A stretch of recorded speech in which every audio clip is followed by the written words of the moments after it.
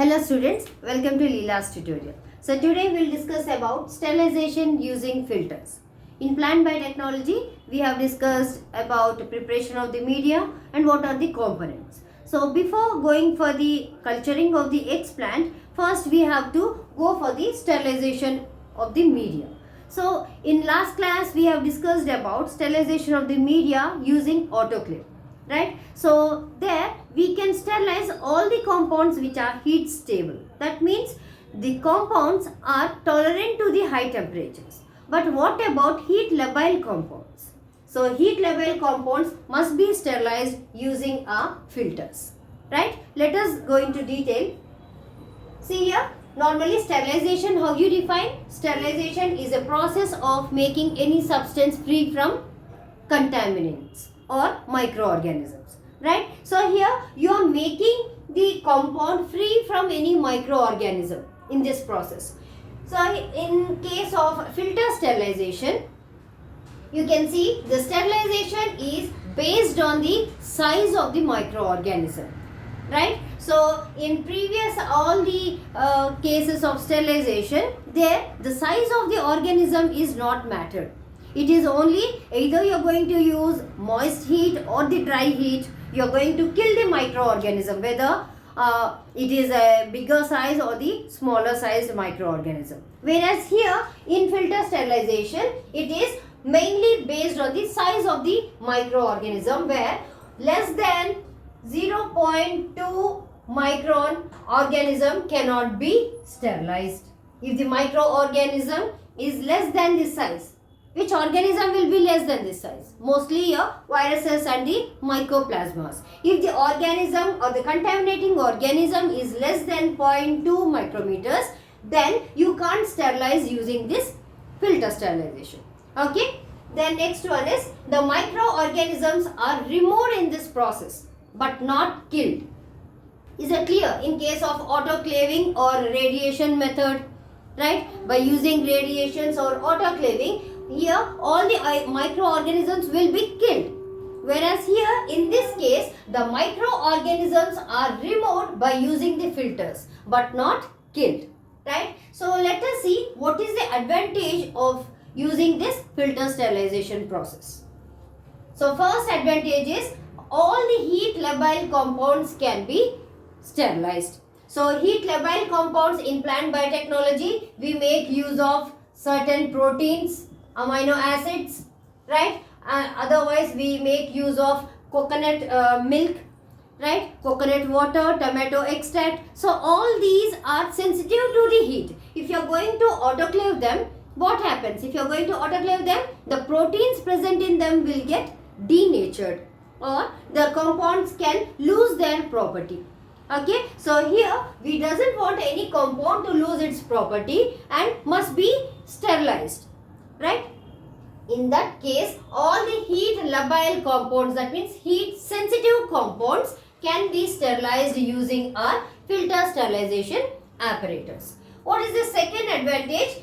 Decreased energy. Unlike autoclave, no power supply or nothing is required. Right? No efforts are required because the filter sterilization apparatus is very simple. Okay? Less energy is required and it is more flexible.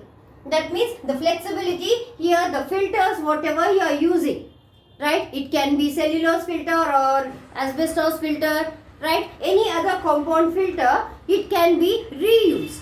Okay, you can again after filtration process, you can remove or separate this filter and again sterilize the filter and you can go for reusing, right? And apparatus is also very easy to dismantle and also easy to arrange. We will discuss it, right? So here the next advantage is different types of filters are used based on the compound you are going to filter, right? Like the cellulose filters can be used where the nitrocellulose membrane, right? For example of cellulose filter is nitrocellulose membrane filters. Otherwise, you can make use of asbestos filters where the asbestos is the main compound of that filter, right? So you have many other filters in HEPA filters, again air sterilization. So you have many others also. Here these are mainly meant for filtering the liquid compounds. So then coming to the disadvantage. So what is the disadvantage? The increased cost of the membrane. Though the apparatus is very simple, where it consists of one funnel, right, vacuum pump and conical flask. But still the membrane is very costly. Though it can be reused during the process, if the membrane is getting ruptured, that is of waste. Right? It cannot be reused if there is any rupture to the membrane. Right? Then this is decreased speed. So here you can see in the picture, in the sterilization process, the speed, you can see the drop by drop, the membrane is filtering out the compound. Right? So here the rate of sterilization is very slow.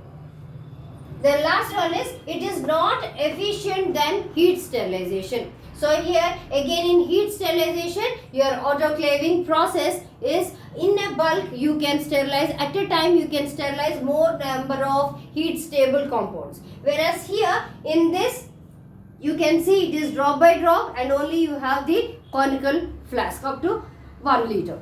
Right? So you can't go for very faster process. It is time taking, slow process, and also compared to the autoclave, it is less efficient. And another drawback is, we said that it is only 0.2 micrometers. The size of the filter is only 0.2 micro, not size of the filter. Actually, it is the pore size of the filter. The pore, here I have shown you, this is the pore size. Right? The pore size of the filter is 0.2 micrometers. So, if the size of the contaminating organism present in this is bigger than this pore size, right, that will be filtered out. It will be remain there over the surface of the filter. If the size of the organism is less than 0.2 micrometers, then it will escape through the pores of this filter and it may contaminate. So what type of organisms can contaminate in plant biotechnology? It is mostly viruses and the mycoplasmas, whose size is less than 0.2 micrometers. So here you can see the filter sterilization setup. You have the cork, right? So in that cork, you are going to place the funnel. Okay, the cork is fitted to the conical flask. And then you are going to place the funnel. In the funnel, you are going to fix the nitrocellulose membrane filter, right? Then here to the conical flask, you are going to connect a vacuum pump, so that with the pressure, the media whatever is present on the in the funnel will be sucked in. Okay, it will be sucked in, so that you can little bit fasten up the process of filtration. So here you are making, you are pouring the unsterilized media, or you can say heat labile compounds which has to be sterilized, are poured over the nitrocellulose membrane in the funnel. Then you are switching on the vacuum pump. Once you switch on the vacuum pump, here the suction rate or the pressure will be increased. So as a result, the media will be moving through the nitrocellulose membrane filter. So here I have shown you the nitrocellulose membrane filter. Here, this filter I have shown you here. So here you can see the pore size of the membrane is 0.2 micrometers. Okay, so what is here? These are the yeast cells, bacterial cells and the fungal cells. These are retained over the surface of the nitrocellulose membrane filter. Right? That means they are unable to penetrate through the small pores of nitrocellulose membrane. Whereas in case if there is a bacteria, in case if there is a virus or the mycoplasma, they penetrate through the pores and contaminate your media. Okay, in case if the unsterilized media or the heat labile compound is having these contaminants, they may contaminate the sterilized media, right? In case if you don't have these, what happens? All the yeast, bacteria and the fungal cells will be retained over the surface of the nitrocellulose membrane filter, and only the sterilized media, the drop by drop, will be collected in the conical flask. So now once you have the sterilized media, this is heat labile compounds which are sensitive to the heat only, we are going for the filter sterilization. So normally in plant tissue culture media, when you are preparing the media, next step will be autoclaving. So first it is the autoclaved media. So autoclaved media, what you are going to do? You are going to add the agarose if it is an solidified media. Then you are going to autoclave it. Then you are allowing it to come down below 60 degrees centigrade. Right? Then you are going to add your heat labile compound. The sterilized heat labile compounds are added. Okay, then you're going to pour them in your tissue culture flask or the petri plates and allow them to sit. Okay, so everything must be done in the laminar airflow chamber, that is under sterilized conditions. Then only you're going to inoculate the explant whatever you need. Is that clear? This is the filter sterilization. If you have any doubts, put it in comments.